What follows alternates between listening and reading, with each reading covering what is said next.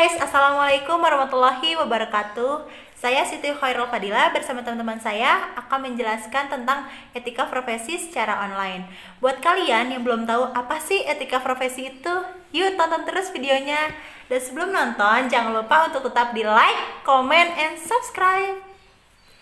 Secara umum, etika profesi adalah sikap hidup berupa keadilan untuk dapat atau bisa memberikan suatu pelayanan profesional terhadap masyarakat dengan penuh ketertiban serta juga keahlian, yakni sebagai pelayanan dalam rangka melakukan tugas yang merupakan kewajiban terhadap masyarakat.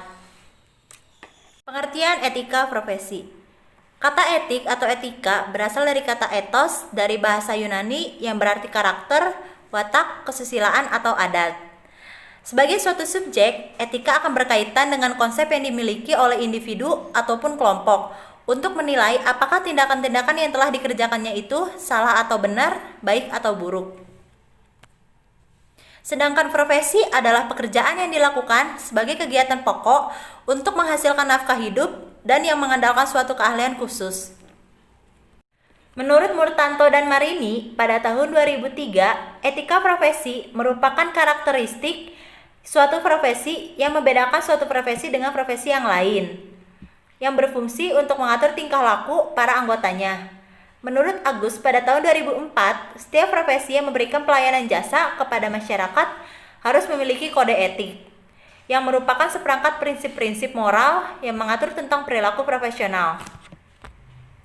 Etika profesi terdiri dari 5 dimensi, yaitu pertama, kepribadian, kedua, kecakapan profesional, ketiga, tanggung jawab, keempat, pelaksanaan kode etik, kelima, penafsiran dan penyempurnaan kode etik.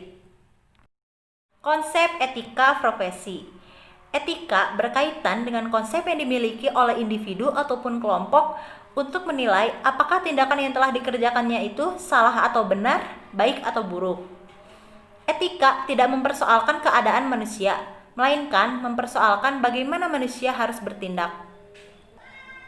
Etika profesi atau juga kode etik profesi ini sangat berhubungan dengan bidang tertentu yang berhubungan dengan masyarakat ataupun konsumen secara langsung.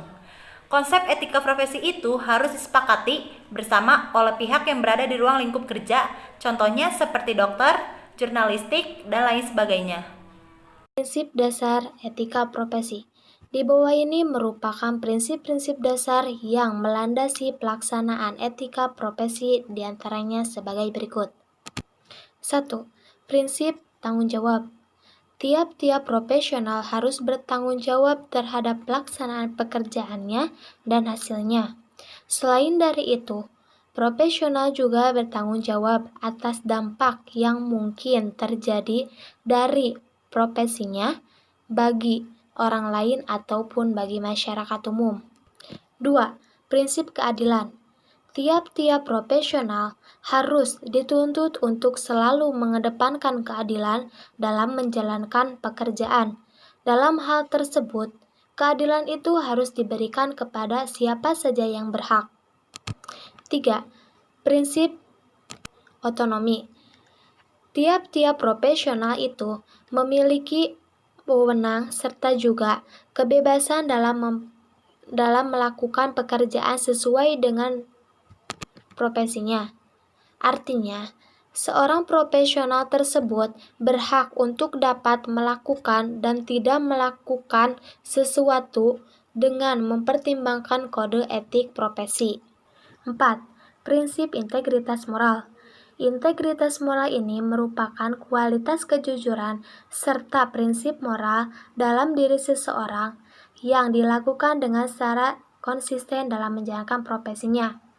Artinya, profesional tersebut harus memiliki komitmen pribadi untuk dapat menjaga kepentingan profesi, diri sendiri, serta juga masyarakat. Menurut Darmastuti tahun 2007, terdapat 3 prinsip yang harus dipegang dalam etika profesi. Di antaranya sebagai berikut. 1. Yaitu tanggung jawab. Maksud tanggung jawab di sini ialah tanggung jawab pelaksanaan serta juga tanggung jawab dampak. Yang kedua, yaitu kebebasan. Maksud kebebasan di sini ialah kebebasan untuk dapat mengembangkan profesi itu dalam batas-batas aturan yang berlaku di dalam sebuah profesi.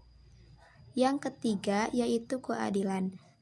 Prinsip keadilan ingin membangun satu kondisi yang tidak memihak manapun yang memungkinkan untuk ditunggangi pihak-pihak yang berkepentingan. 4.